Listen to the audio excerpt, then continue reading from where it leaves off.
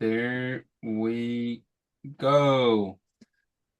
Welcome everyone to today's webinar with the title, How to Go Viral on LinkedIn. And then we have a bit of a subtitle, Without Spending Hours upon Hours of Writing Posts that Go Nowhere. So during this webinar, we will go through a lot of different things. But before we dive into things, I would love to set some ground rules and also to get some engagement from the very beginning. So I would love to learn where in the world are you listening in from? Just going down to the chat, hit that and type in where you're chiming in from. Because what we do typically see in these webinars is that we see people from all around the world. Some people, I got a couple of emails before this that people out of, let's say, Eastern Asia and Australia specifically that weren't able to join. So I'm curious to see what the buildup of the current, let's say, attendees are for today's webinar. I see Denmark, Hastings, Norway, South Africa, Madrid. So it seems like we have the fair share and the fair split. So with this, the one thing I want to start off with is most B2B companies usually think that, okay, I need to be better at what I do to get more clients. Usually that's not rarely the case. What we see in terms of going viral on LinkedIn is that it's not necessarily the companies that are best at what they do that goes viral, but those that have a system. And we're going to get way deep into this. We're going to cover a lot of different things in this webinar.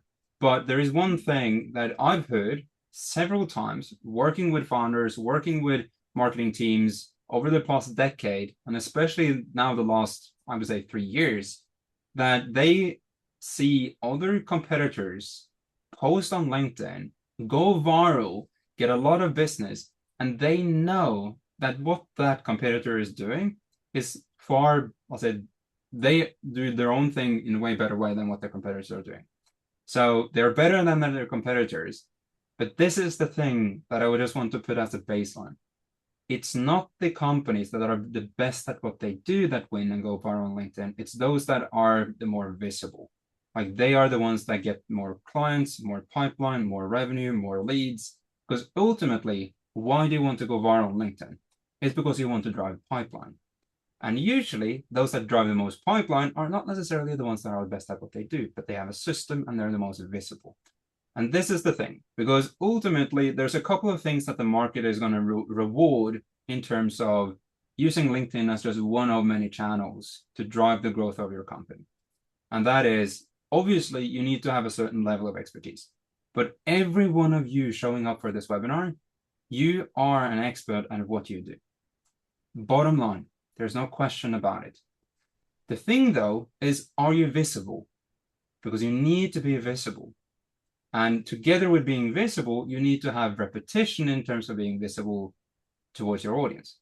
And that is the thing that basically builds the one currency that we in Bureau talk about all the freaking time, which is trust. The most valuable currency, if you're selling to other businesses and the value of what you sell is like $5,000 and up, or that's your lifetime value of a client, trust is paramount. Because if someone or the person that you're speaking to in the sales process do not trust you or your brand, they're never going to buy. And then the question is, how do you engineer that trust? And one thing is you can go viral on LinkedIn to help move the needle in your favor. So the thing that we have heard time and time again to the topic of going viral on LinkedIn is typically this cycle. Is that there's a lot of people that see, and we had this webinar or similar version of this webinar about, I think it was 1.5 months ago, something along the lines of that. And we had people say after that, and also I've talked to the other companies that people say this as well. I've tried posting on LinkedIn.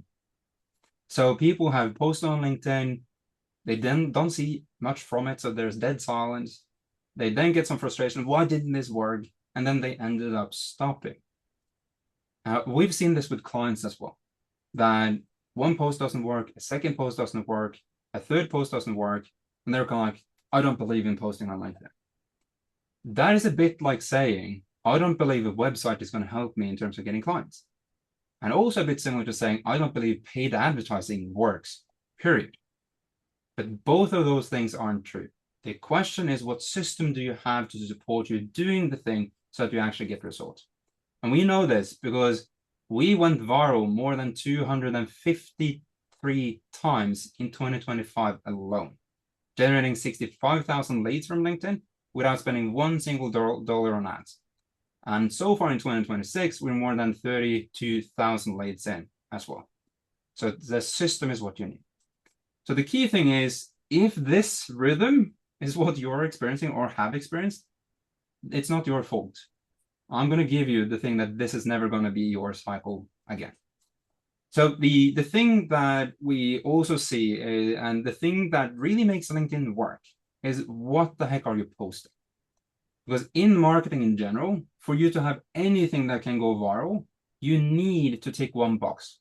And that is, if you want leads, you need to have something of equal exchange. You need to have something of value to those that should engage. And this is where we typically have the lead magnet post on LinkedIn.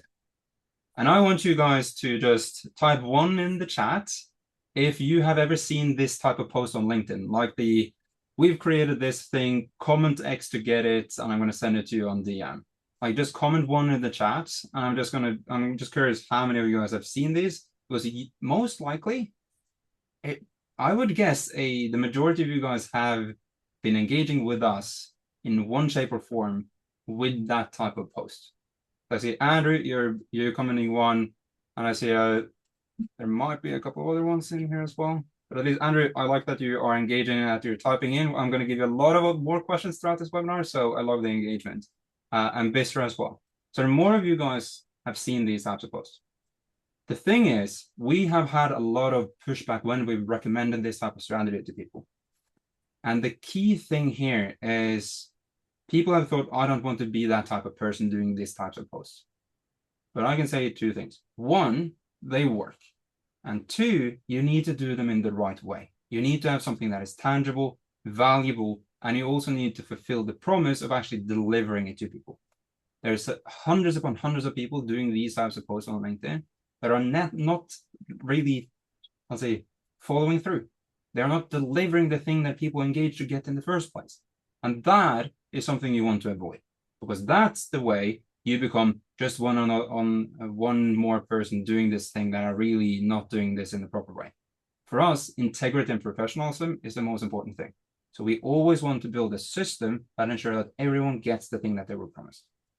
Now, the thing that I also want to put emphasis on is, I want to relabel what LinkedIn is, because LinkedIn is not the platform for posting. LinkedIn is the top of a system, and it's the visibility and the demand layer. It's the thing that brings people into your universe, into your ecosystem, into your world. That's what it is. So instead of you seeing LinkedIn being kind of like this holy grail big thing that is impossible to crack, LinkedIn is only 5% of the equation. And we're going to get way more into this. And also, it's not the place where you need to become a full-time creator to build a business on top of LinkedIn, using LinkedIn as a source to get pipeline and deals. Just to make that crystal clear as well. And also, since the topic of this webinar is going viral on LinkedIn, I want to also recalibrate and align on what we mean by viral. And it's more about getting the right people to repeatedly see you, expose the right type of people, make them remember you, and associate you with the problem that you solve, more than having millions upon millions of views. Because usually, it's way more valuable for you to be visible by the 500, 100% correct people that are so in tune and aligned with your audience and your ICP, compared to having 5,000 random people that are, let's say, looking for jobs when you're marketing to a particular type of segment. So it's getting the right people to see you. And of course, you can also see a lot of the right people see you and go viral at the same time. And there's also the element of you are getting virality and a lot of engagement on your posts. And those people firsthand necessarily may not be the most qualified, but given their engagement, they spread the post further to reach new markets of people that are super qualified according to your ICP, but that you yourself haven't been able to reach prior. So virality doesn't mean thousands upon thousands upon thousands of leads or hundreds of thousands or millions of views. It means the right people over time consistently. During this webinar, you guys might have questions. At the end, we're going to have a dedicated Q&A section. So down below in the bar on Zoom, there is a Q&A button. You can click that and submit all the questions that you have throughout. So if there's something that either I mention or Lindsay, who I have with me as well, mentions through her section that you want us to go more into, hit the question in the Q&A and we're going to address it. We might also, not guaranteed, also go through and have a quick look at the chats and at the Q&A throughout the webinar, and then maybe I'll answer some questions here and there. But I just want to put that in. Now I want to have a bit of a game, because we've covered a bit of things in terms of virality, a system is what you need, and we need to provide value. Now I want to ask a bit of a true and false game. So I'm going to ask you guys some questions, and I expect and hope you to comment quickly in the chat so that we can do this very, very quickly. Okay?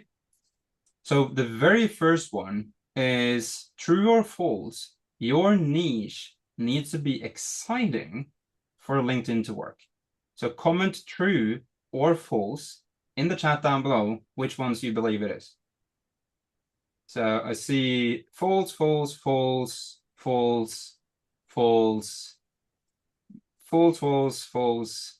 So Andrew, Tia, Jana, Rasmus, LC, Bisser, Karma, Joseph, all of you guys are typing false. I love that. Like, we're on the same page. Your niche, what you're doing, it doesn't need to be sexy or exciting for LinkedIn to work. It could be deadbeat boring as long as you do it in the right way. Practical. It's a good one, Karma. Second true or false question. If you are inconsistent, your main issue is that you have a discipline issue or discipline problem. True or false down in the chat. Karma, nope. So that's false. False from Andrew, false from Bisser, false from Christina. Jana said false. Bisser said true. Peter false. So the thing here is I gave you guys a bit of a hint in the very beginning. And that is those people that make it on LinkedIn and have an inconsistency to this, it's because they have a system. So discipline, if discipline is the thing that makes you not be consistent, it's because there's a lack of the system underneath it. And we're going to go way more into what the system looks like, how it works, and how you guys can build it. So the true answer here is false. Next, true or false. One great post should create customers by itself. True or false in the chat. So Tia false, so one post shouldn't. Andrew false, one post shouldn't. Joseph, Christina. Like, this is amazing. Like, you guys, hopefully it's because you've consumed and you've been through this another round previously. But this time around, you guys are answering perfectly. Like the last webinar we had, there was a bit more 50-50 in one direction and the other direction. But you guys, you're spot on. Like, you don't need, or one post should never really be something that you rely on to create customers. It's the consistent action of creating more posts. And also one thing I want to highlight to this is you have the typical statistics saying only 5% of your market are ever going to buy or are in the buying, let's say, window now, meaning 95% of the other people are not. So if you take that with your post, 95% of those that engage with it are not ready to buy it. So if you then expect that post and those, let's say, 100 people that engage with it to convert, statistically, that's not going to happen. And one thing I'm going to go through a bit later in this webinar as well is how to address that and solve that issue altogether, so that's never going to be an issue going forward. Okay, one final true and false. Going viral in B2B means millions of views. True or false? Peter, I love that you're so quick at this. Andrew, you're quick at this as well. And you guys are all answering false. Amazing. Like you guys have understood it, got it. And my question to you guys, or not necessarily my question, but I encourage you guys, if you have questions in terms of what you don't really kind of get, or question marks or blind spots, or like what you're curious about, given this entire thing about LinkedIn, drop it in the Q&A and we can address that at the very end. But my goal with this webinar, before I really go more into this, is I want you to learn and understand how you can take the expertise you already have, because you are a domain expert at one particular area. How you can turn that into posts on LinkedIn, how you can turn that into building authority and credibility as a person on LinkedIn, or a brand or a company on LinkedIn, and how you can use that to drive inbound demand for your services and products. That is ultimately my goal for this webinar. And there's really 4 things that we're going to go through. And Lindsay is going to jump into a lot of these, and I'm going to also cover some of these. And that is 1, why does content fail? So what is it with particular type of content that doesn't work? And also, how do you evaluate it? The second one is relevance, because one thing is that you need to have something that's relevant to your audience, and how do you ensure that? Then we're going to go into one insight, like one understanding or one methodology, system, and tactic that you already know based on your domain expertise can be the root and source for all of your content. And then we're going to go into how to turn all of this, like all your posts, all the attention, all the comments, engagement, into how to actually, tangibly, and sustainably drive a pipeline. Because ultimately, at the end of the day, what we're doing this for is driving pipeline and revenue for the company.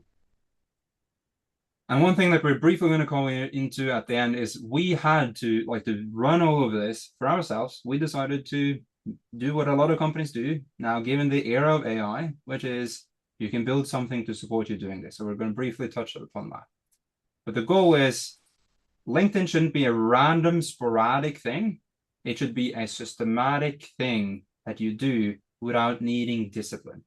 Because as soon as discipline and motivation is the thing that makes you do it, it's bound to fail and stop at one point. Very, very quickly, before we go more into this, and we're about to give a bit of an introduction to each of us in a minute. Basically, our company Bureau touches upon different things. And the reason why we can talk about what we're going to talk about today is because we are involved in these different things. We work in content systems, we build the foundation and infrastructure systems, we build demand systems and automation. These are things that we've done all the way back since 2011 on any and all different channels. And we know what's working because we always see an upward trajectory for clients. And as mentioned in the very beginning or earlier in this webinar, we use the systems that we are going to address today to generate more than 65,000 leads in 2025. We are close to 32,000 leads so far in 2026, and client profiles always go viral.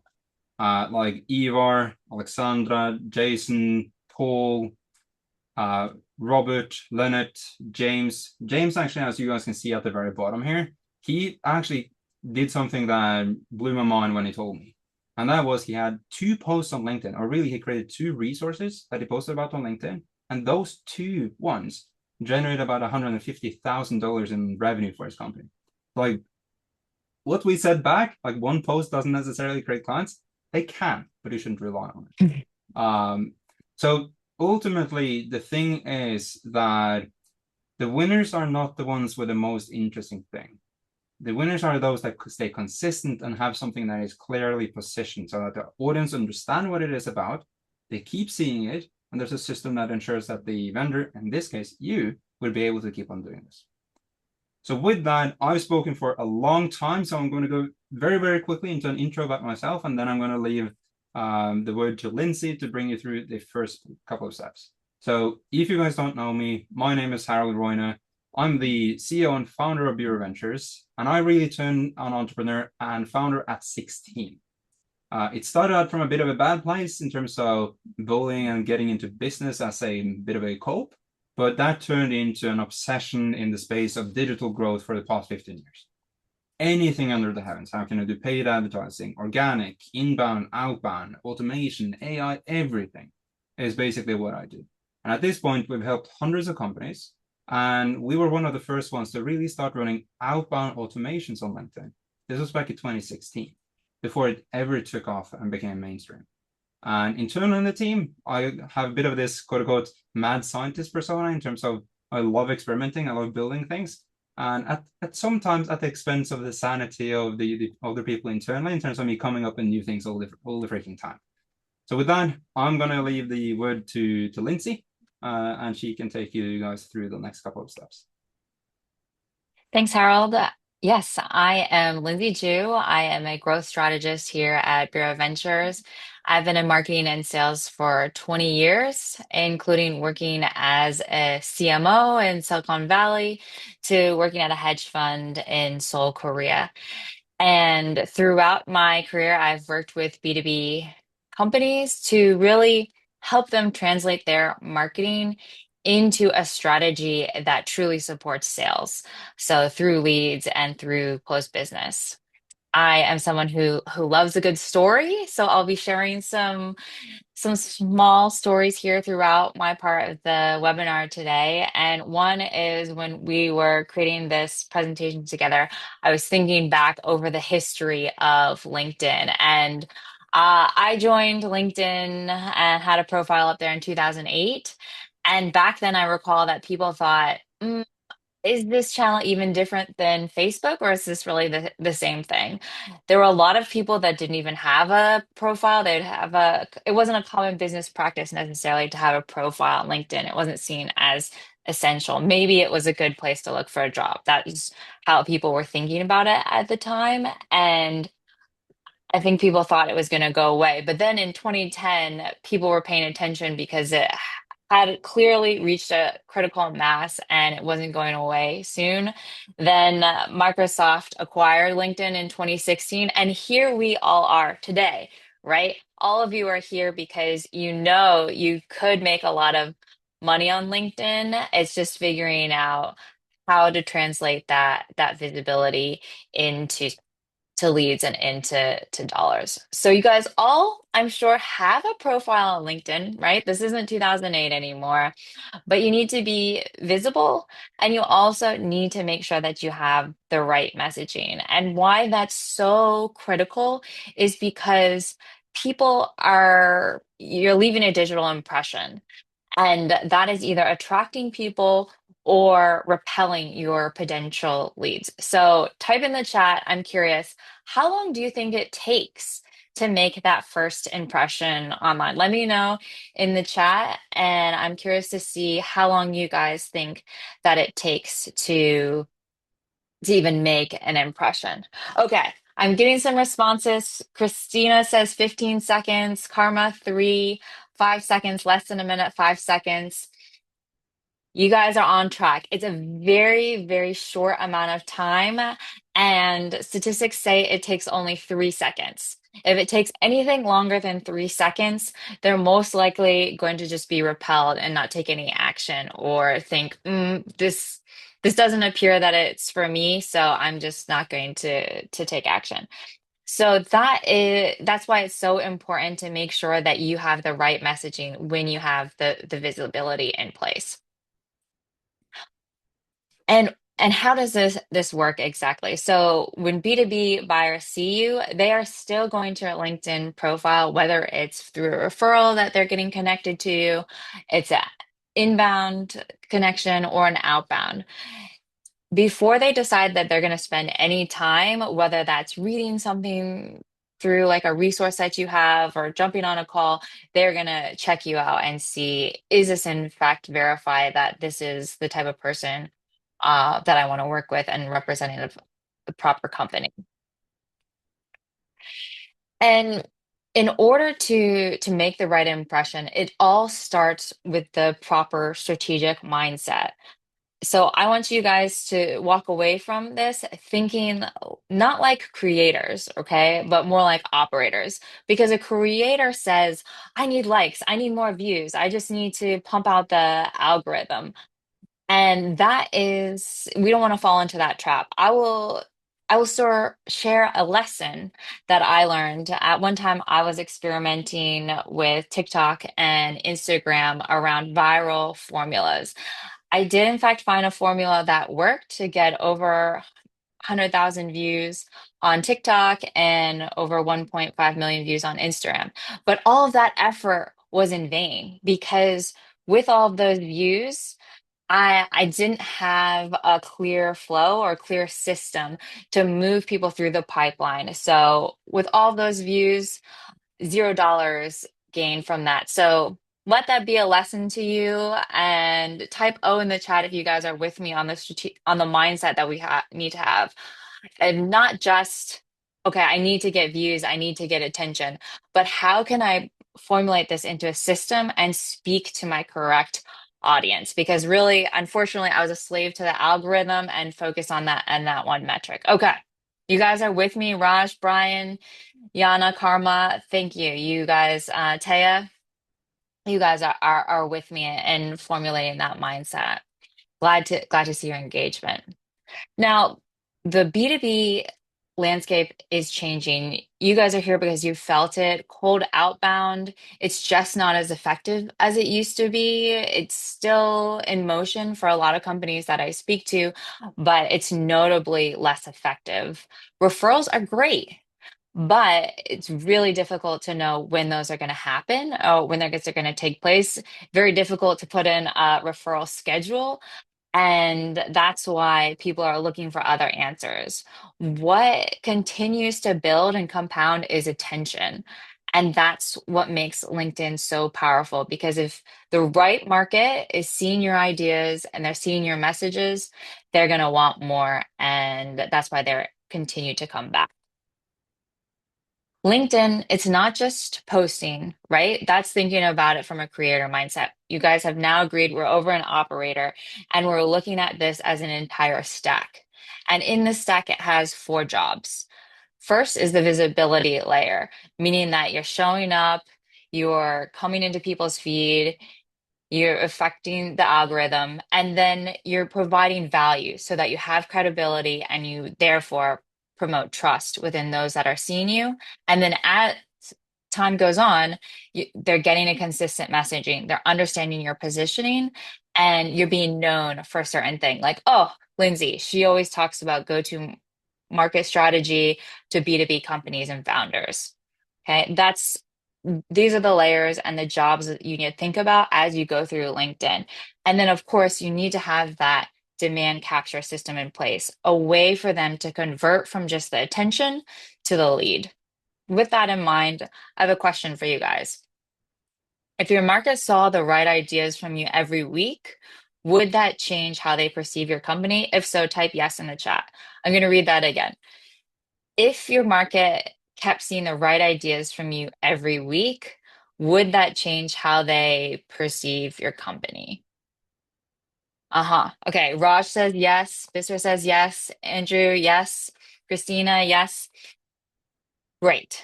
You guys are in the right place. You're here because you want to move that trust and you want to move that value piece before sales even comes into the picture, right? You want to move it into the marketing layer, build value, build a relationship there.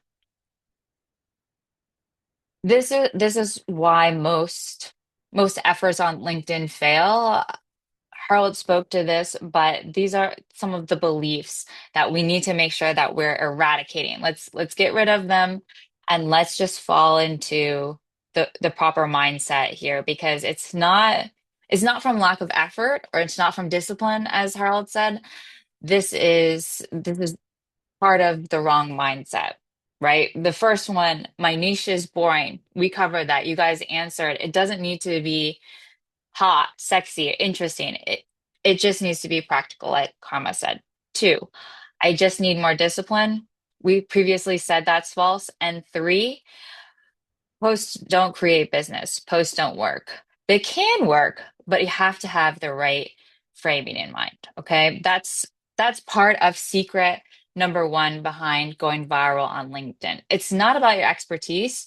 You guys are subject matter experts and you have a lot to share, but it's all about the framing. is why potentially you're not getting the conversion that you're looking for.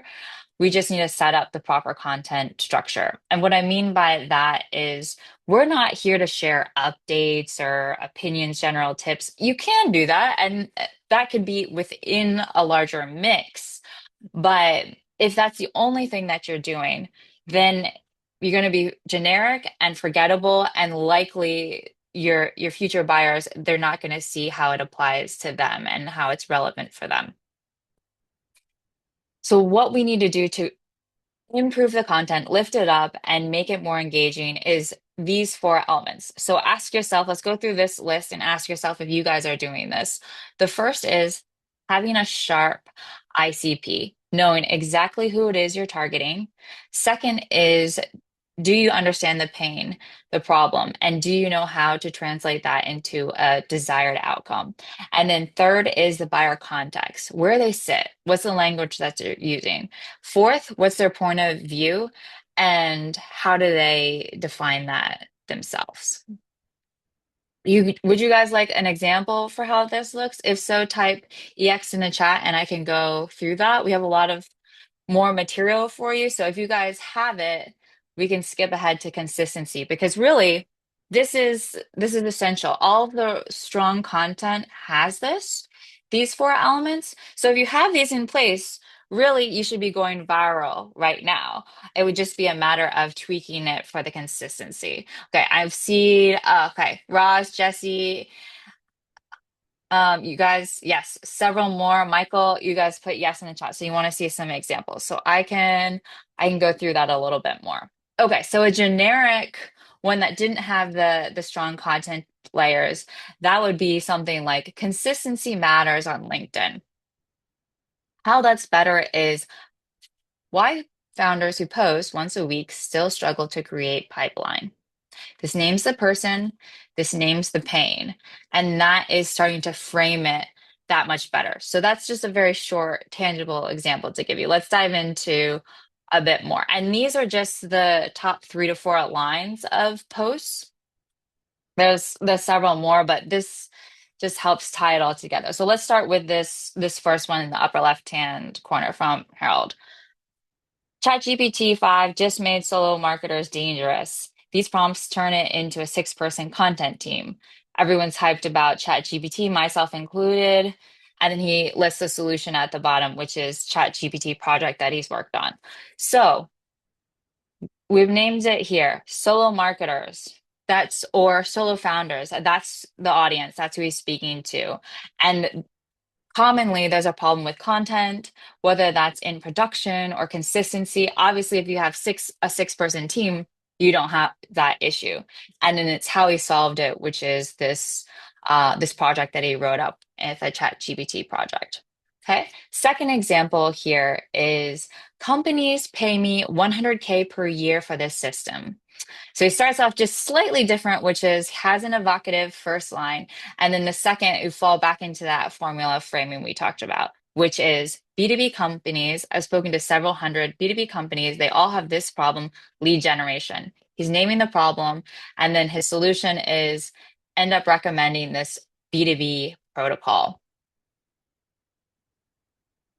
Those are some examples to help you set that framing. And then the second secret here behind going viral on LinkedIn is consistency. Okay, so Harold touched on this. It's not about discipline, it's about having the right system. I want to make sure you guys are with me. Raj, thank you. We are going to go more into the B2B protocol in detail. When I turn things back over to Harold, he will walk through that more step by step. But let's just ensure that we have the right mindset. It's not about layering in more and more and more, because if you're consistent with bad framing, you're still going to hear crickets, right? You have to have the ICP, you have to have the pain identified, and you have to be able to define a valuable problem for your audience for it to be effective. If you're posting consistently and you're still not hearing much from the audience, you're just getting a couple likes, it's very quiet in comments, that tells me you need to go back to our previous step. Look at your ICP, see how detailed it is, look at the pain, and then just diagnose from there. And we are going to further discuss how to do that in the bonus at the end if you guys are curious or want help on that. This is one of my favorite books and probably my number one recommended one, Atomic Habits by James Clear. And a quote from that book is, "You do not rise to the level of your goals, you fall to the level of your systems," which is so true. And what this points out here and what we're talking about today is that the bottleneck isn't discipline. It's all about having that repeatable content engine that simply turns one insight into multiple assets and multiple post angles.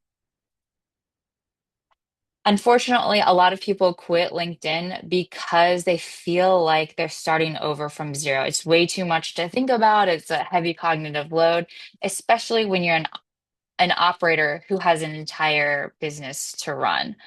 So we want you to stop starting over from zero every time. You're not inventing this from scratch because what you're going to do is you're going to set up a whole content chain.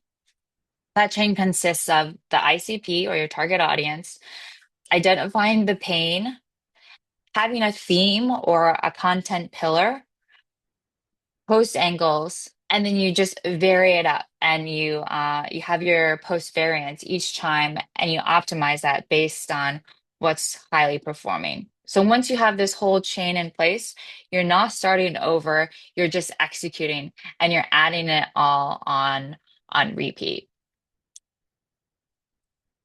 Like I said before, your goal isn't to become a full-time creator, but to have that content system in place. And that's going to allow your business to show up consistently without depending on inspiration to strike every time. Here, you guys have an opportunity because if you don't start implementing this strategy and tweaking from a creator mindset to an operator, then your competition will because people are looking for information, they're looking for resources on LinkedIn. And it's as subject matter experts, I feel it's your responsibility to help them find those answers. So Harold is going to go through, you got some questions on how do I learn more about the B2B protocol? How do I set up this content system? I've seen those questions in the chat. Harold is going to break that down step by step. So lean in because he's going to share how we went viral 253 times last year and make sure you guys have your notes ready. So, comment one in the chat if what Lindsay went through gave you a bit of it added to your perspectives, you learned something new, and you felt that, okay, I get this piece to the puzzle better now than what I did coming into this webinar. Because the things that Lindsay basically shared so far is the foundations for most of this.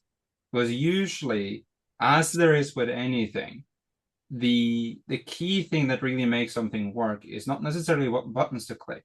It's the mindset you go into viewing this, and also how to break it, some of the more important things down. So I'm going to go into, and I saw that Raj, you have asked questions, Brian, you've asked questions. Again, just I'm going to say it now since I'm on the screen again. Drop those in the Q&A because then like the chat goes crowdy because I'm going to have a bunch of questions to ask you guys during this section. So if you can just drop them in the Q&A, we're just double checking and double making sure that it's not going to fade away and we're actually going to address it. And also there were some couple of questions in terms of post angles, these different things, and we're going to get to it. But ultimately, the third secret is what we've hinted at. It's kind of like been the underlying tone from the beginning, and that is post doesn't create demand by themselves. It's the connected system and backend of it that does it. So one single post usually does not create a customer by it by itself. If you approach LinkedIn in that type of mindset, you're gonna, my friend, be severely disappointed because you hope for something working and it doesn't work. So if you do this, that is going to set you up for failure. It can work. Like we have cases with clients like James is one good example, like one post 90K of contract, but it's the odd cases. The thing that you want to approach and view the posts as It's the first step in the ladder towards pipeline. So basically, when you post a post, you get visibility, but you need to keep on posting to get repeated exposure towards your audience. If you have repeated exposure towards your audience, that audience is going to build a level of familiarity to your brand. What is it that you do? They're going to understand what it is that you can actually help them with. And that also over time lowers resistance. And there was a question in the chat in terms of how to build trust, especially now in a world where AI is really removing the genuine, honest, like authentic piece to what we have. And the thing is, you use AI to augment and empower you, but you don't use AI to replace your core philosophy, your approach, your methodology, your beliefs. Those should be instilled and come through.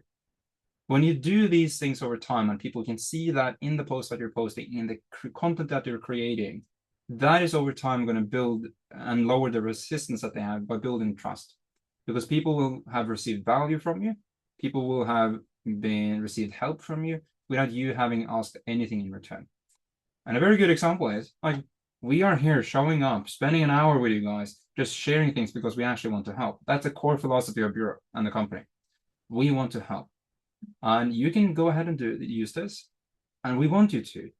But the core thing is we need to do this properly. Otherwise, it's going to be just a cop-out. But the core thing then for posting is avoiding random posting. Because as mentioned in the beginning, this is the typical thing. Now I did it not as a cycle, but I did it as a timeline. If you post and you sit there hoping that this post is going to give you a lot of engagement, a lot of traction, all of these things, and then you face dead silence or like very, very mediocre results or no results at all, that's very, very disheartening. And you stop doing it. So one thing I'm curious about is how many of you guys have posted on LinkedIn and not really seen the result that you hoped for? So if that resonates, if you experience that, comment yes in the chat, because I know even for me, I experienced that. And at this point as well, I'm going to now break one piece of your most likely belief to LinkedIn. And that is your follower count on LinkedIn doesn't necessarily make every post you post go viral or go anywhere. I have just above 60,000 followers on LinkedIn on my profile. I have posts with just a couple of hundred or just a couple of thousand impressions. That's it. I believed years back that a lot of followers would help me with reach. It helps to a certain degree, but it's not the catch-all magic pill that is going to fix everything. The most important thing, which you already touched upon, is the value in what you actually provide. Is it relevant? Is it interesting? Do people resonate with it? That. But I see a lot of you guys have tried to post, not really seen it go anywhere. So the thing is, you need to have consistency, and to have consistency, you need a system. And this is the underlying thing that makes everything work. So we typically call it a demand system. It has it's the same precious child with a lot of different names. The demand system is one, B2B protocol is one, the trust infrastructure is one, the growth infrastructure is one. But let's just stick to it in terms of demand system at this point, because we want to drive demand and pipeline. How this all connects together is that your post on LinkedIn is just one piece to the puzzle. The post should provide a resource. The resource should be something of value, something that addresses a particular pain, helps them do something, teaches them something, something that is educational and of value. Should be tangible as well. This webinar is a resource, just for your information. You can have a prompt be a resource. You can have a recorded video be a resource. If you create a tool in Claude or Cowork or any sort of tool with AI, that's a resource. But you need to have a resource, because that's the thing that you write a post about. And that, to some degree, answers the angles to your posts. Like I know that was one of the questions in the chat, which was, I want to go more into angles for posts. The angles should always be rooted in the resource you want to give away. And you should always put effort into the resource you give away. That solves everything. And then it just becomes a question. Hey, ask AI, like, how can I do the different angles for this type of resource?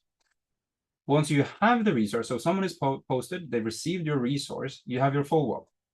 The only way you can do that follow-up is by using tools. So for the posts and sending of resource and following up, we use a tool called LeadShark. It's the purple shark fin icon at the bottom. It's something that we can't really remove because it's become so important to the overall strategy. And then we have the other follow-up, which is on LinkedIn, where we're using GetSales. Now, most companies stop here. And by stopping here, it's like having a leaky bucket. Like 95% to 90% of what you've done of effort is going to go down the drain.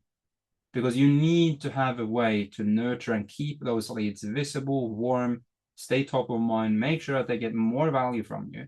So that when they want to buy a solution for fixing their problem, they go with you. So you need to have nurture. And that is what makes it something that converts to booking. Some people, as we mentioned, like 5% are ready now. The remaining people are not, but you need to stay top of mind.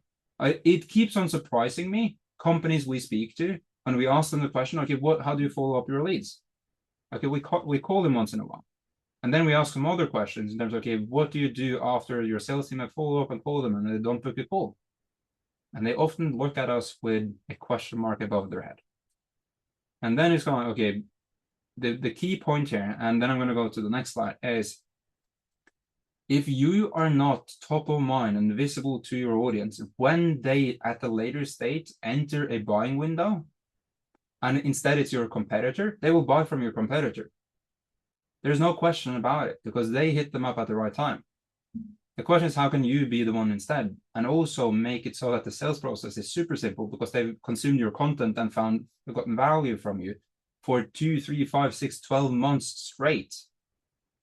They will love what you have. They will buy without question because you provide value and you were there at the right time. So that is the power of a full demand system. And this is also what we advise companies to do. Like, you need this. It's not necessarily the virality on LinkedIn you need or the lead generation. You might have that already. You just need the final piece. And one other element to look at this is a concept we coined going back more than a year, which is gravity marketing. So when it comes to building something where you truly build trust with your marketing or with your audience, where they believe in you, they trust you, they see you as a credible source, you are an authority in their mind, and you're kind of like the go-to as a player and vendor and supplier of what you do. Think of it in the terms of gravity, where the bigger your brand, the more established, the more depth of content, the more depth of engagement, the more or the heavier gravitational pull you have towards you as a company. And there are different things that builds that gravitational pull. You have resources, useful information, you have your proof, you have your emails, you have your ads, you have your posts. You keep on showing up, being visible to the audience is what builds that over time. And what this then allows you to do is that it allows you to see what people do. People engage in various ways. Some people or everyone will start out being cold because they're new to your ecosystem, your universe, and your world. Over time, they engage more and more, and they move into warm. And then they engage even more, and they go into hot. And what that allows you to do is that it allows you to prioritize all the leads that you have with appropriate messaging, appropriate outbound. So if you have a sales team, you want to reach out to those that are hot, not waste time on those that are cold because the timing might not be right. And all of that optimizes your entire unit economics, operations, marketing, and sales, and the growth trajectory of a company. Every company I've helped do this for the past 15 years have had an upward trajectory to the right in terms of their growth graphs. Every single one. Because trust is built, reciprocity is built, belief is built, and sales can then play off of that instead of fighting against a brick wall. To support this, years back, Google came with this concept of 7-11-4, which is you need your audience to consume 7 hours of content over 11 touch points and 4 different channels. Now, years later, you want to have more touch points, and even more touch points and hours is beneficial, but you need to have this. to get to the point of someone ever spending 7 hours with you, you need to have content. And that's where the resources and the content, the posts, the emails, and the nurturing comes in. And again, you came here for going viral on LinkedIn, which is just one piece to it. But you need to have that to have the lead flow. But the key thing is everything revolves around a resource. You need something at the core of it. And the thing that makes this also work so phenomenally well, and this is not me trying to tap my own horn in terms of what we built is amazing. It's more, it ticks all the boxes. So if you need 4 channels, you have LinkedIn, you have your posting on LinkedIn, you have the emails to follow up every lead, you have your resource where your website is, where the actual tangible resource is hosted, so people can go there and they can consume other things there. And then you have your ads in terms of everyone that engaged with your post, they should keep on seeing you with ads. And that's like, you can spend $2 to $3 a day, so almost no budget on it. It's super cheap and no one talks about that type of strategy. So you have 4 channels. So the ultimate formula for making the virality on LinkedIn or posting on LinkedIn into a system that actually works over time, that keeps on compounding, is having the piece, what's after LinkedIn. So you have your post, people comment, you send them DM, you send them the lead magnet or resource, and then what? You need to have the nurture, and then that is the thing that brings them over to a call. There's a lot of people preaching about posting on LinkedIn, lead magnets on LinkedIn, automating LinkedIn, these things, but almost none of them talk about what's after that. And what's after that, based on experience, over the 65,000 leads that we got, it was less than 5% that was ready for any conversation at all.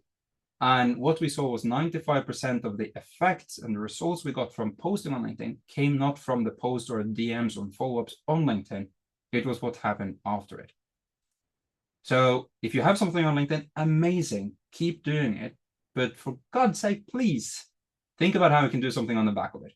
That is the thing that is going to make it work. And because the key thing here with lead magnets is that if you're a bit hesitant doing these types of posts on LinkedIn, there's one thing I want to just hammer home.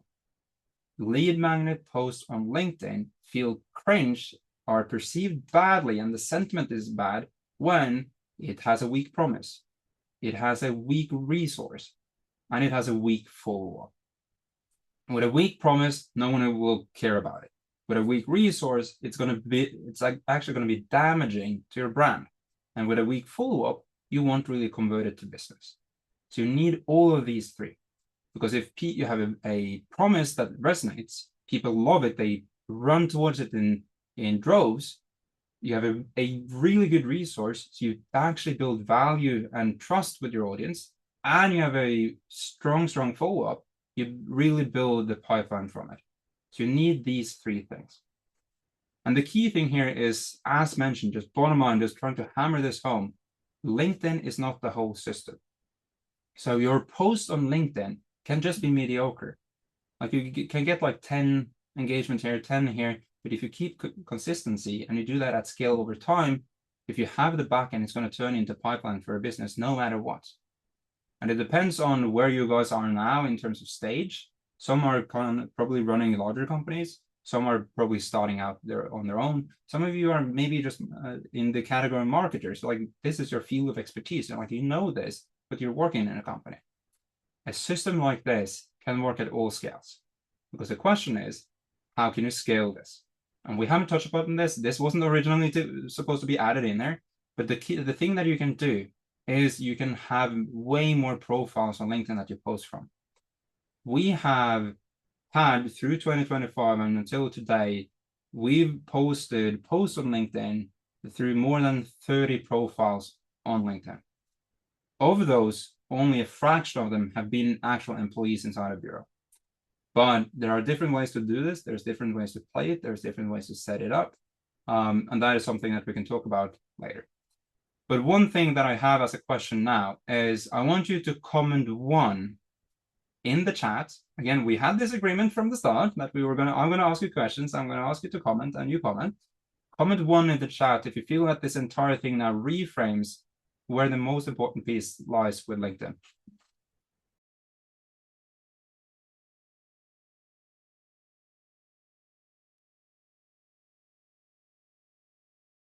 the Andrew, Brian, Raj, Tia, Michael, Christina, Knut, Sergio. That's good. So the key thing is the entire system can be broken down into 10 steps. These 10 steps, I want now, and I hope these are meant to, or are going to give you a bit of a different take to this question. Because most people, when they get into posting on LinkedIn, they ask the question, what should I post today? That is a wrong starting point. The better starting point is asking the question, what system turns our or mine expertise into repeated visibility and conversations for our company? Meaning, we have a set of expertise. Like as mentioned, I believe all of you guys are domain experts in the area where you're good at. That could be turned into a system. It converts that expertise into visibility through content and assets and resources. And that in itself leads to visibility and conversations. But all of this, everything starts from that. So there are 10 steps that you have as a task now based on all of this. And I want you to write these down, or you can just take a screenshot if with your phone or your computer, depending on, but we're going to have a recording and send this piece to you guys tomorrow. Step number 1 is you need to understand your ICP, which is your ideal customer profile. So your target audience. Who do you want to speak to? And there's 2 things you want to categorize and identify. Who's the decision maker? That could be founder, marketing manager, sales director, financial director, something like that. And account, what type of company? Is it a tech company, SaaS company, consulting company, manufacturing company, hardware company, anything like that? So that is the first step. The second step is identifying what pain do they have? What's the core problem, challenge, headache that they experience that they want to solve? Pain can take shape in 2 forms. Additional, or let's say that they have more costs and risk, or that they're not hitting their goals. So you can think of people who always want more and they want to reduce their risk. So typically we help them in 2 ways. You can help someone make more money by making something more efficient, additional revenue sources, make something perform better, or you can remove risk or remove costs from them. Indirectly or directly, this happens at the bottom line. So pain, identify that. The third thing is the resource. The resource should always be aligned from what pain you solve, not what amazing idea you have. So the B2B protocol, this webinar, everything is about pipeline and driving business. That's the bottom line. How directly tied the resource is to that problem and that thing solved, that can vary. So it could be a far stretch, it could be also very, very close to it. These are the 3 first steps. So identify your ICP, map the pain, and then create your resource. You can ask AI to create anything of resource, but it should be derived from your expertise. Next, we have steps 4 to 6. The first step is then have that resource and actually not just have the idea of it, but write it out. And as mentioned, this can have a lot of different shapes and forms. Next would then be to actually take this and turn it into 5 different post angles. So that was one question that was in the chat. The tip for post angles is very, very simple. Benefit. So what's the benefit someone can have with the thing? Tangible thing. So what's tangible with it? So basically, what are the components, the build-up, the elements of it? Pain. So what is the pain that it addresses? Social proof. What are the proofs and so elements that you have with it that makes it unique? And fifth, I want to ask you guys a question. What's the 5th one you can come to think of? Aside from pain, gain, tangible, and social proof. What's the thing that you guys think is the 5th one? This is actually very, very simple. I don't see any comments in the chat yet, so I guess you are a bit like a question mark. Trust and credibility. Okay, yeah, you're getting at it, Raj. You're getting at it. Rewards. What's the 5th thing? What's the 5th angle for a post? I'm gonna give you a couple of seconds more easy to understand use. I would say that is possible. So without leaving you guys hanging too much, so why my company for this fear? So fear is actually pain, I would say, Michael. If fear was supposed to be fair, a unique perspective, fun and excitement. So some of you guys kind of touched it. So to reiterate, pain, gain, technicality. So basically, if there's a technical things components to it, so it's more the logistical side of things, and then case studies. But one thing you have that only you can have, which is the ultimate thing to truly build trust, are your personal stories and experience that are separate from case studies, because that's showcasing someone else, but your personal stories and experience. No one can take that away from you. And also, the reason why I wanted to mention that last was because the questions you guys had earlier was about, okay, how can I still be authentic in the world of AI and not have the AI automating everything, remove the authenticity when you are trying to do it proper? Give it a go with your personal takes and stories. That is something that AI can never, let's say, replicate. So the fifth one is figure out those different five. You can have five within those five or 10 within those five. That doesn't really matter, but you have those five. Then you have the other one, which is the first post. So you need to post. Like the thing here is, like, without posting, you won't go anywhere. And the post should have this type of structure with where people can raise their hand. And it's typically like you have the call out, which Lindsay showed on the screen a bit earlier. Then you have what is the thing, and then you have the comment X to get it, and I'm going to send it to you on DM, or comment X and I'm going to send it to you on DM. That's it. The two most important things to get a post to work is the first line and your image. That's it. The middle part and the call to action doesn't matter too much. That could be in any shape and form, but the first line and the image. And then you have the angles for those that image and those first lines. Steps 7 to 10 is first you need to capture interest, and that is by actually having people comment. That's where LeadShark comes in. It's the tool that allows you to automatically reply to everyone that comments and send them a DM so that you can actually give it to them and also extract them out. Next one is follow-up, and that is what do you send someone after they've commented, aside from just getting the thing. This is where you want to have more value. And then the thing is, what other things can you create on that particular type of topic for like the topic, the theme, the area that you have a resource for? How can you create more for that same thing if it worked? If it didn't work, which you should have, let's say 3 or 4 for the same topic before you think about the second topic, you basically use this to build a rhythm. So you create the resource, you take the post, post it, have your 5 different angles, post all of them over time, see which works, and then you iterate based on it.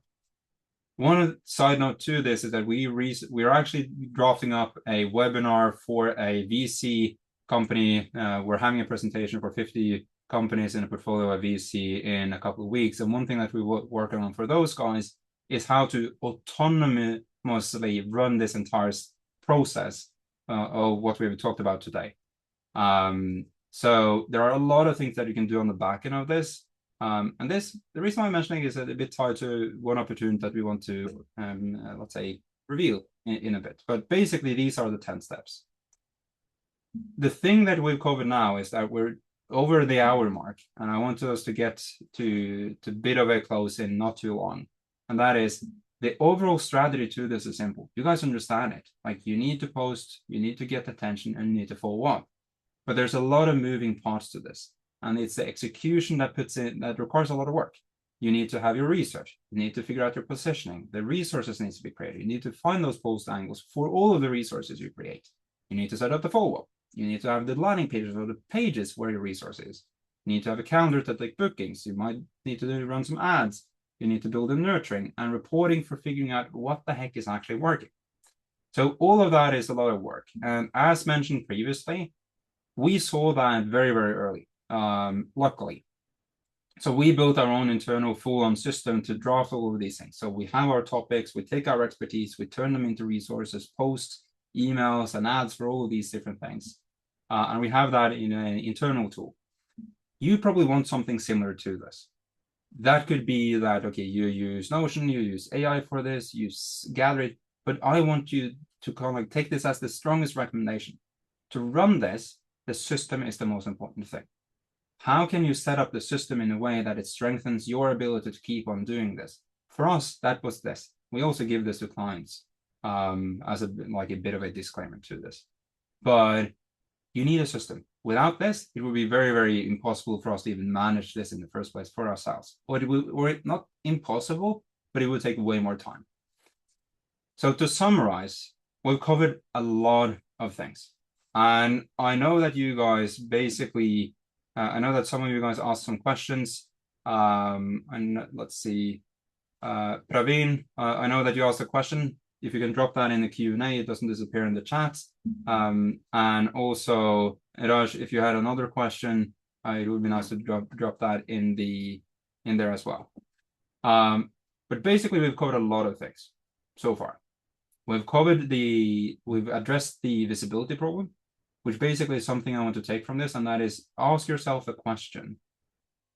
Are you obsessing about making the thing you do better than starting to post? Because you might have posted, but it didn't get the result that you hoped for. And then you stopped and I need to get better at what I do. I can relate to that because previously, and this is something and a bit of a, let's say, moment where I can share a bit on my background as well. And that is I obsess about doing something better. At one point that turned into, I don't want to post because one part is the imposter syndrome. Like, are people going to think what I do is not good enough? But usually, if that's the case, you're usually good enough at what you do. It's a paradoxical thing. And also, don't use your obsession about the thing you do be the cope that stops you from actually posting and getting visibility and building your business to the degree that you could have. So give that a think. Second one is framing. Are you, when you communicate outwards to your market, clear enough, precise enough, and simple enough so that people get it? Lindsay mentioned the 3-second rule. Will people get it in 3 seconds? For us, we help you grow pipeline. That's as complex as we need to make it. How we do that? That's proprietary and a bit of these different secrets and things that we've learned for the past decade. But that's it. What is your one-liner? You need to have one. The third thing that we've covered is the content chain. The content chain is derived from your expertise. What is it that you know, that you have in your mind because you're a domain expert at what you do? What problems does that knowledge solve? And how can you then take that and create educational, valuable resources addressing those pains?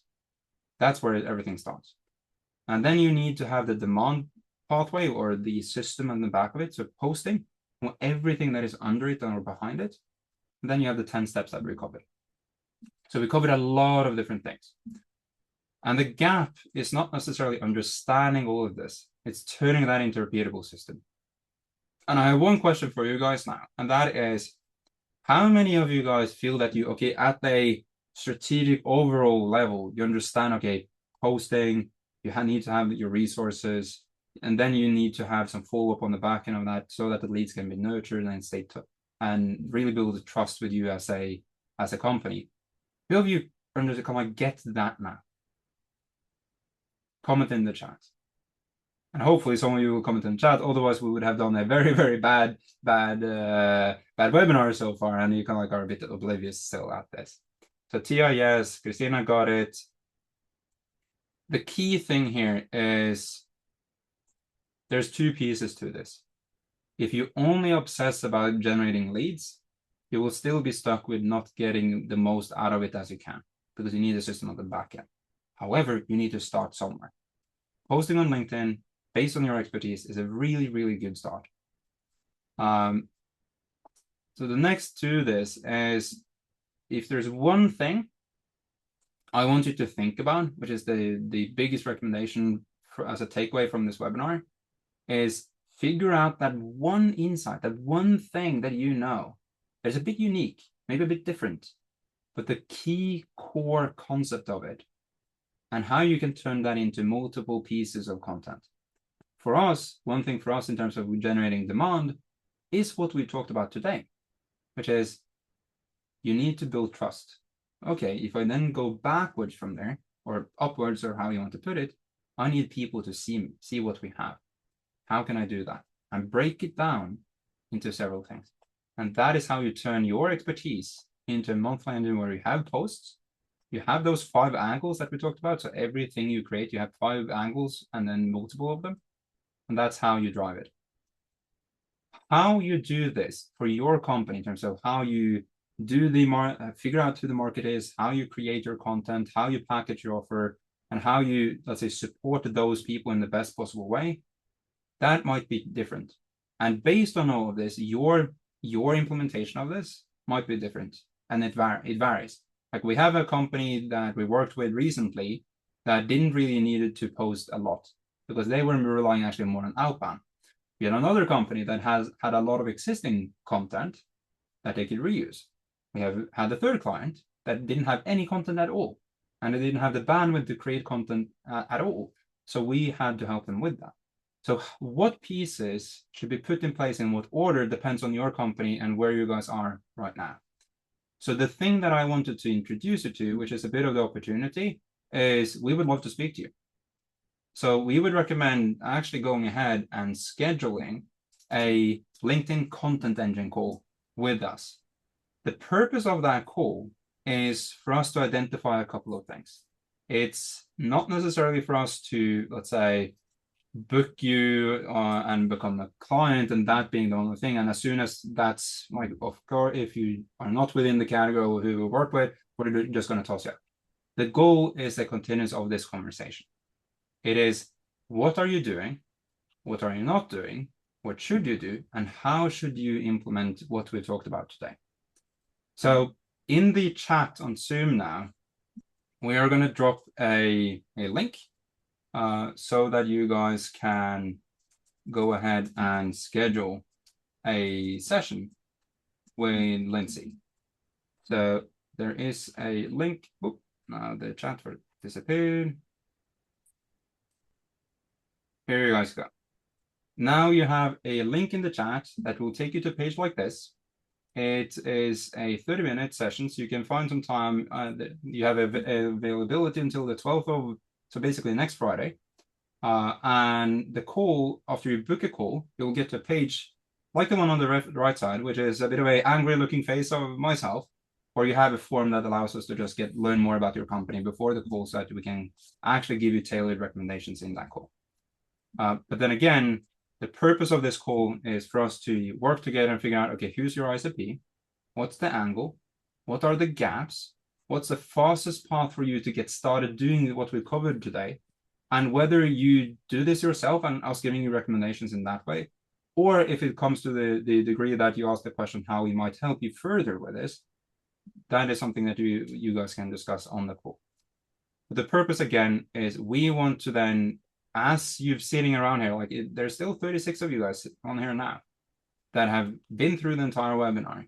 Hopefully you learned something. Otherwise, at least I would have jumped off if I hadn't learned something or found it valuable. So you found it valuable.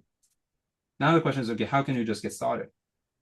And we would just want to make that as simple as possible, because you might have questions, even if we're going to have a Q&A session in a bit, or in any second really, there might be questions you want to ask us directly so that we can actually spend time together and address them. That call is meant for that. We want to just get you over the next step, get you over the next hurdle as easy as possible, and that is why we offer you this call. So basically, the bottom line from all of this is you want to have as many resources as possible, because that makes it something where you can just toss out and provide more value to your market. And that is one of the things in terms of how do you get those resources that we can go through in that call. So again, I'm just going to drop the link yet again so that it doesn't disappear, because I see that there were a couple of other messages sent. So in the chat, you have this.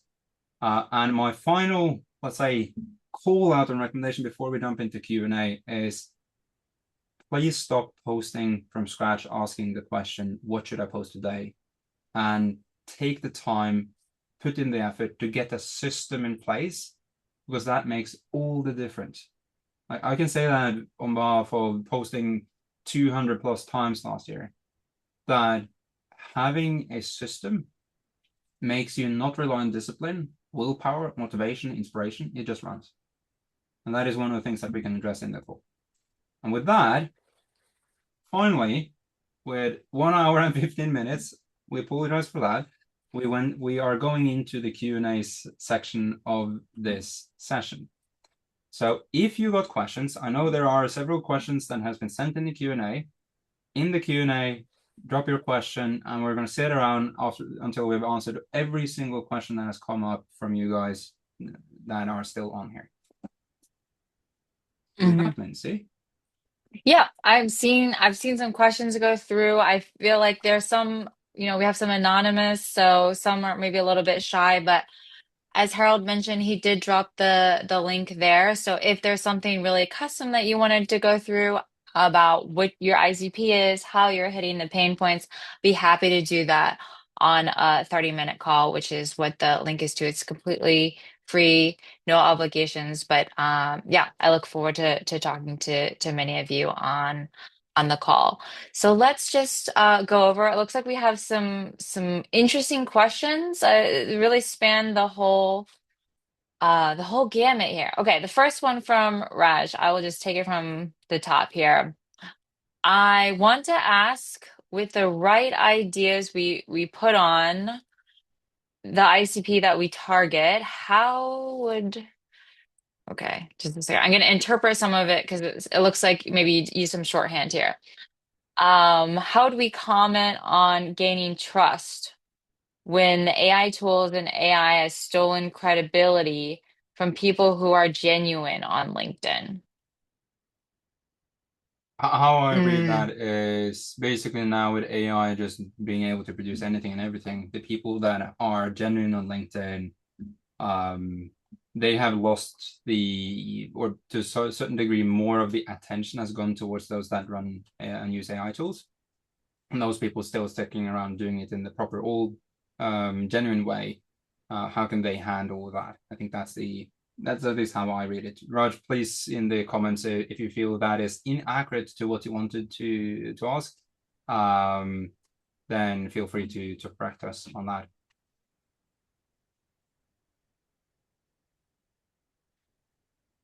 So what's your first thought there, Lindsay? yeah.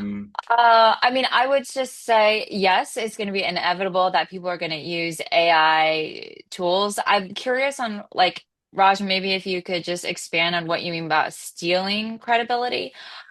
Because when we use AI to create posts, it's really just about enhancing our ability to get our messaging out there. So we're not falsifying anything and I would also encourage you guys, as you're using AI, that's why it's important to check, review, and make sure that it is in fact an accurate portrayal, an actual accurate picture of how you solve the problems, what your business is. Because yes, AI can get that wrong, but I think that if people are getting attention, that is that is because they're speaking to the right ICP and they're doing that content mix that we talked about and understanding what the problem is, using the language at such an angle that it's hitting that exact mark.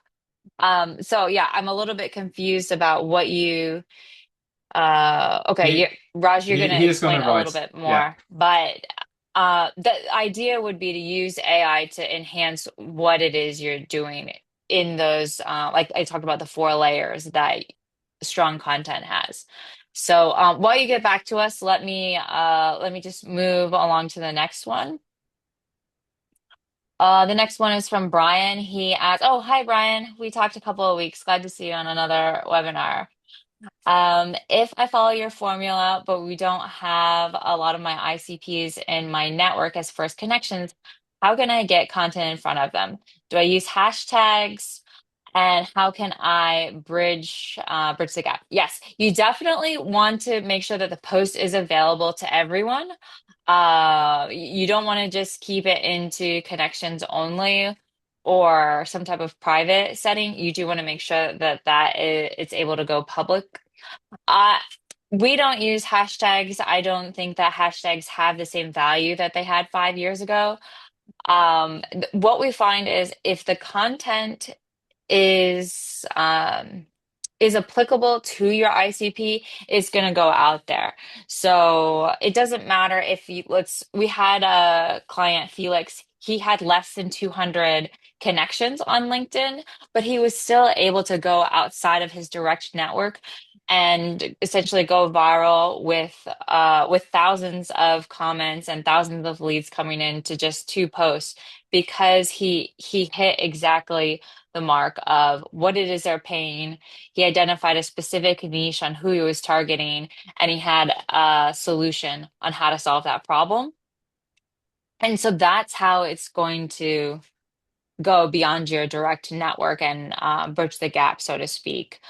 With that said, you could also enhance LinkedIn through outbound motions as well. But if you're just talking about the LinkedIn posts, it's all about the framing of the content, not just your expertise.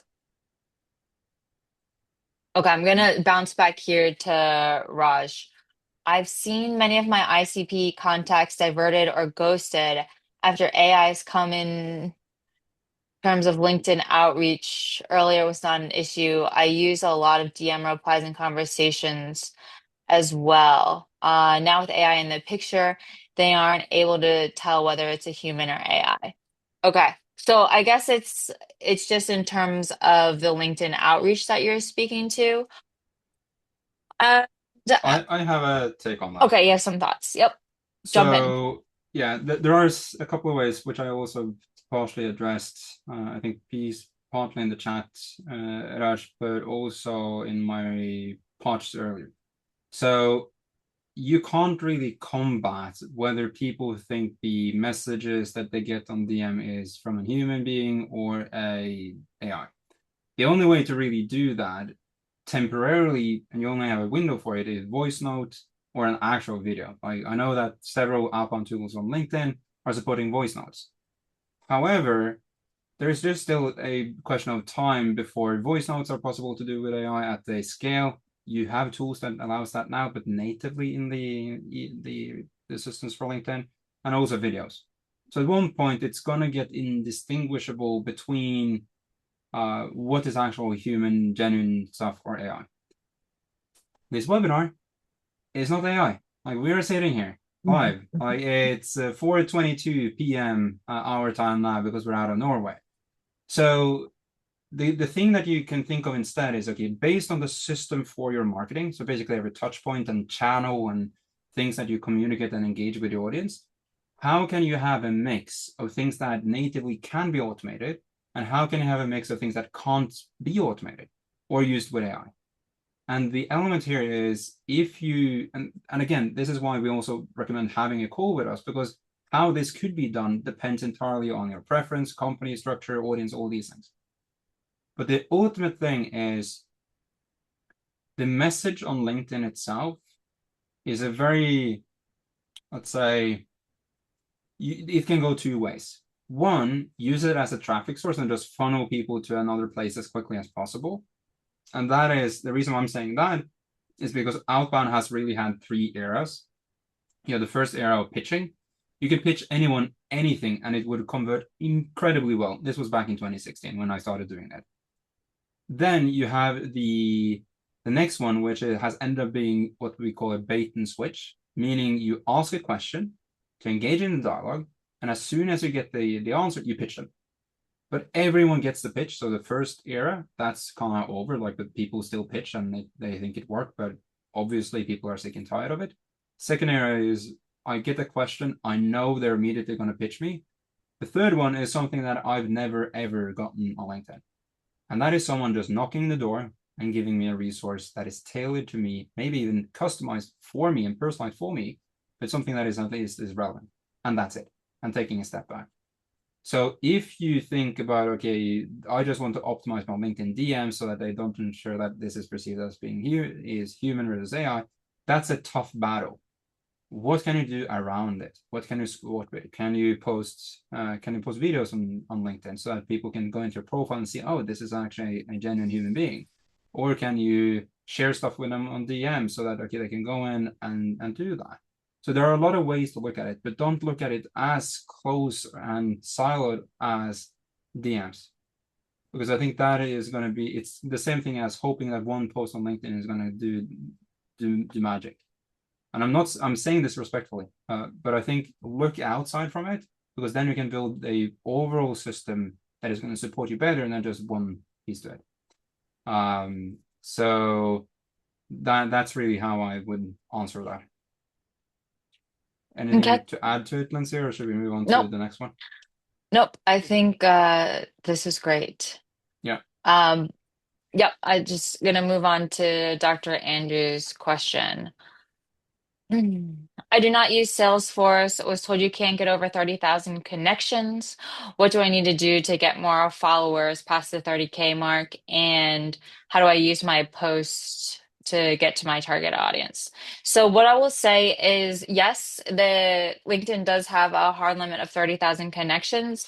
You can still amass more followers than that, though. So with your posts, if you're hoping that your connections and your followers see your posts, you can continue to have followers, but don't think about the post reach as just limited to people who are connected to you. Like I spoke to an earlier question, the posts have an ability to reach broadly outside of your network. That's the whole way that the LinkedIn algorithm works, is that once it sees that uh, contacts in your ICP are starting to pick up, comment, read, it's going to mirror those profiles and push out the content to them, and the likelihood that it's going to also resonate with that audience. That's how you're going to go beyond reaching who is within your connections, whether that's 3,000 or 30,000 that you have that you're directly connected to.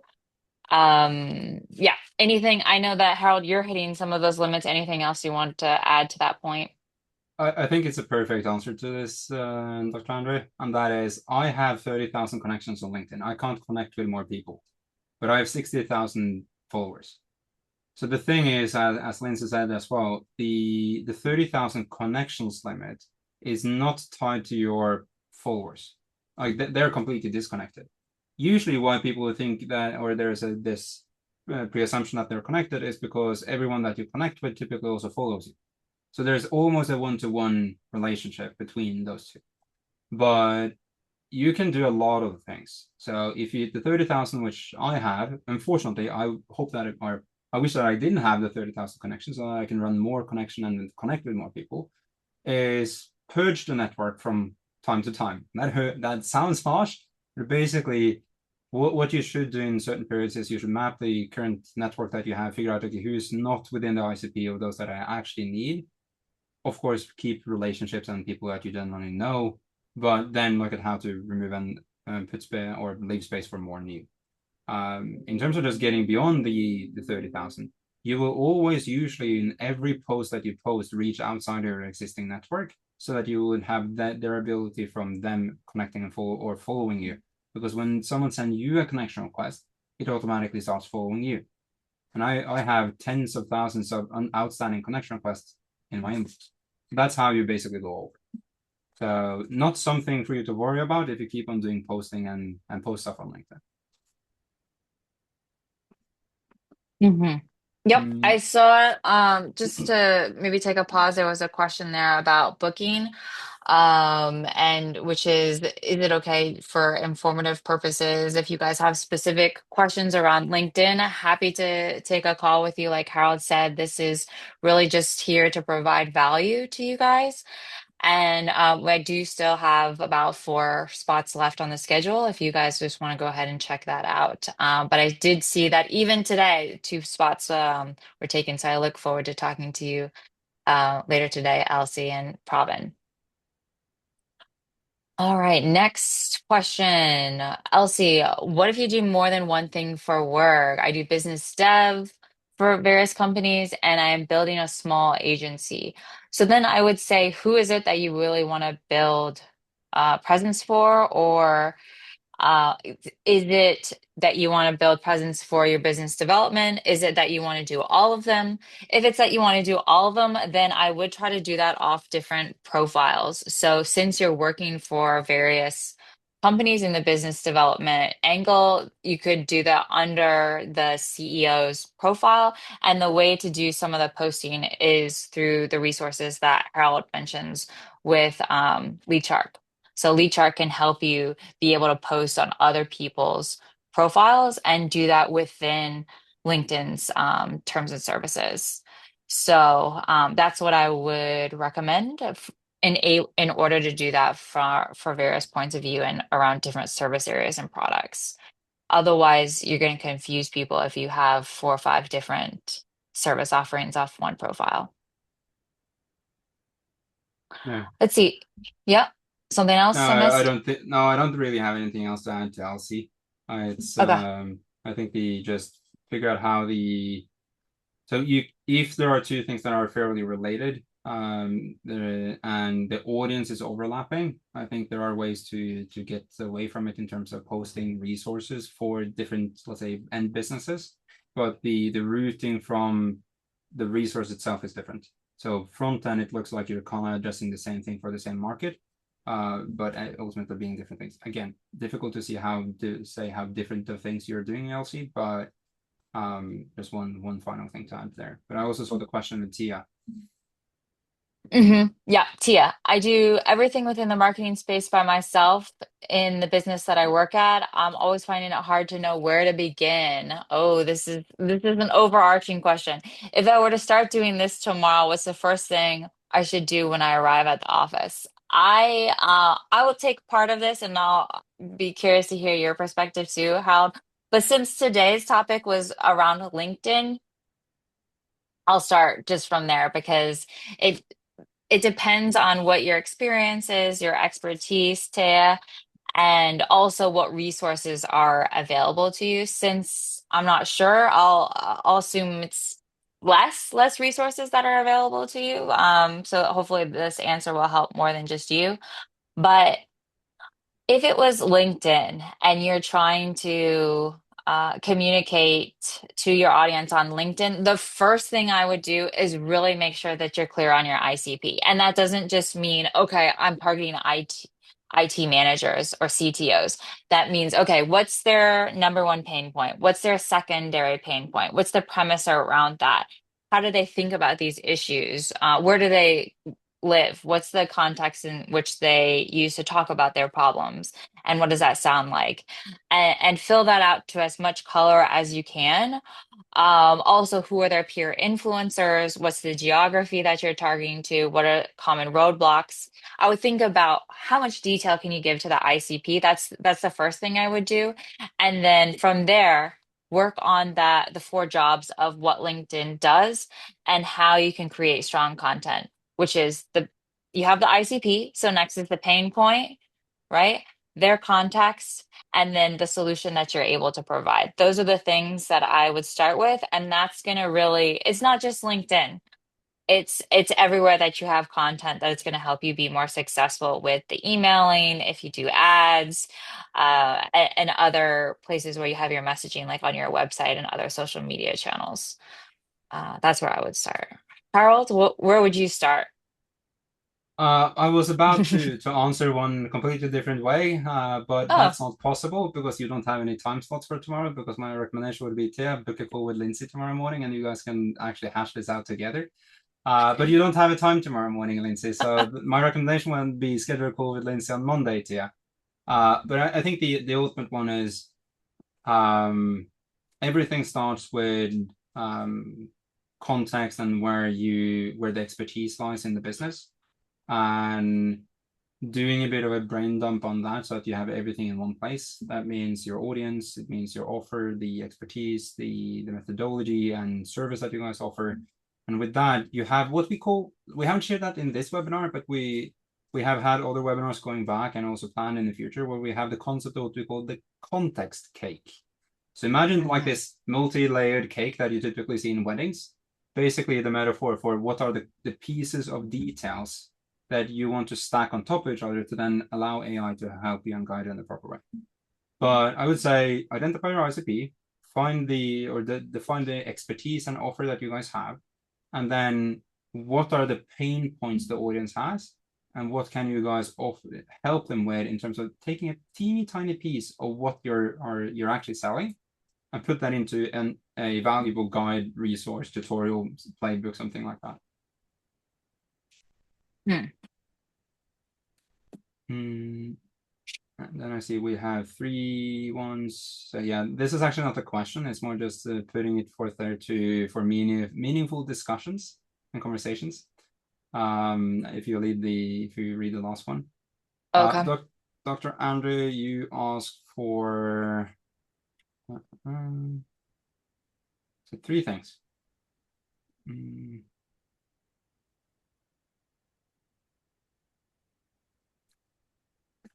Let's just give this a bit of a read. Okay. This sounds like a bit of consulting, to be honest, and better matched for call, since it's so specific to his profit centers and what Yeah. he has doing there. So that's what I would recommend, Dr. Andrew. You can see the link there. Happy to walk through that, but since we still have about 30 people on the call, want to try and keep it as relevant to others as we can. Mm, I'm also looking at the chats if there's anything there. So Dusan asked a question, or it was a bit more of a statement, I think. The inbound system is exactly how I was planning to be main method of getting specific targeted clients. I assume these principles works for any industry and niche, but I mostly plan on offer websites and data analytics as B2B and B2C. So the key thing here, Dusan, is as long as you're selling B2B and really B2C as well, and this has been the thing. Like one of the things that I really started out with back in 2011 was more B2C, and I've done a hybrid of B2B and B2C for years, and then I really went hard on just B2B. Really, I think it was back in 2016, so 10 years ago. But the key thing is, independent on if you're selling to B2B or B2C, you need to have something of value. So if you want to drive conversations, so you can think of this as you have 3 categories of audience. You have what we call paid audience, owned audience, and rented audience. And that basically means that, okay, the key thing that is now the differentiator in terms of businesses that really work and grow or those that don't is distribution, being able to reach their market when they want it and need it. So paid is you need to pay, that's typically paid advertising to reach your audience. Owned audience is when you own the channel of communication to your audience, an email list, leads list, opt-in list. These things are in that category. And then you have rented audience, which basically is your LinkedIn following, your connections, your followers, these types of things. You always want to build your own audience. And to build an owned audience, the best way of doing that is offer them something so that they're willing to give their details for it so that you can build that list. Because no one can take your email list away from you or your leads list away from you. But you can get banned from LinkedIn and you can have your ad account banned or disabled. So with that, the key thing is that independent of B2B or B2C, you want to give or provide something that people feel is valuable enough so that they're willing to give away their information or raise their hand and comment and say, I want this. That's the bottom line independently. So these principles in terms of posting on LinkedIn is obviously more B2B, but you have people doing B2C on LinkedIn as well in terms of helping, let's say, employees, let's say, get a raise, teach employees or people that have different jobs about AI so that they can level up in their work, in their job. You have these things as well. But typically B2B is the one. So I would definitely say, Dusan, that this works for from the sound of what you're doing as well. Yep, I'm going through the chat too now. I think that's about it. Yeah, I couldn't see anything else. Anyone that has any other questions that you're curious about, that you want more us to go more into, anything at all? Like there is If you don't want your name to show, there is a way to ask questions anonymously, Mhm. and we can address that. Just pointing that out, like if you still have a question and you're kind of like, okay, I don't want to ask this because then my name might come up. These things you can ask it anonymously as well. Uh, Michael, I see By that the you asked. way, Taya took your advice. She's booked in, so we'll talk about what she can start in her marketing ventures. So I look forward to talking to you, Taya, on Tuesday. Michael, you asked a question whether the recording will be shared. It will. We will send this out tomorrow, because we are end of day for us now. This is kind of like the final thing we do for the day. So tomorrow is kind of like putting it all together and sending it out. But we have a lot of you guys still on here. That like there's 22, 21 of you still around. Ah, Karma, I see that, yeah, today's Mhm. slots look like went away like wildfire, like it was like Black Friday.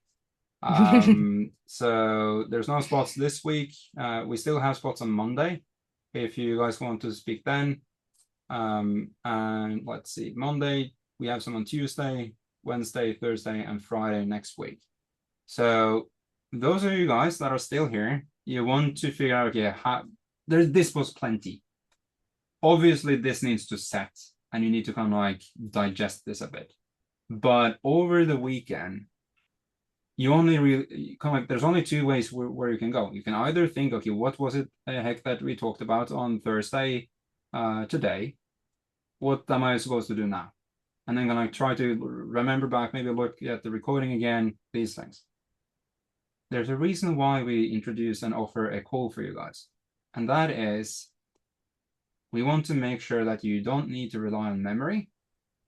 And how do you then remember and think this is all to be done and ensure that you actually get our tailored recommendations. So just one to remind, okay, or let's say as a reiteration on what we talked about. Second, to get tailored recommendations because we've been very, very broad in this webinar. And also to ensure that we kind of partially kick a bit in the box so that you get started doing this. Because getting started is the most hard part, and also how you get started in the right way. So if you haven't scheduled a call, I highly, highly recommend you do it. And again, Adrius, you asked the question if we will provide the recording of today. We will. We will send that out tomorrow. And yes, I know some of you guys came in a bit late, so you didn't see the full thing. We will send out the recording. But even with it, and this is my high recommendation now to try to get you to get the most value out of this, Adrius, is tomorrow we're going to send out the recording. I recommend you to schedule a call for next week because then you can watch a recording tomorrow or through the weekend, and then you can have a call with us next week to really go into, okay, what did you understand? And for us to guide you, what's your next step? And I would recommend that for every one of you guys. So in the chat, if you scroll bit up, like 4 messages up, you have a link that I shared for the booking. There's still available slots. We would love to speak to you, even if that means you just have questions about, okay, how should I do this? How should I do that? It doesn't matter what questions you have. Our goal is to give you a bit of a continuance to this so that you make sure that you can use this and do what we covered today in the best possible way given your circumstances. And that's it. So I see there's no more questions. So I think that is the natural wrap-up point for Mhm. this webinar. Yeah, I see some people clapping emojis. So thanks, guys. Thanks for your Ah, participation. Thanks for your engagement. We love to have your comments throughout the presentation because that helps us. Oh, some hearts too. some hearts as well. That's always, let's say, wraps it up in the best possible way. Thanks, guys. Yeah, we appreciate you guys. Hope you learned something, and we wish you, independent on where you are in the world, from what I got all over the place, have a great rest of your day, and you will get the recording on email tomorrow. Hmm. Bye for now. Bye bye.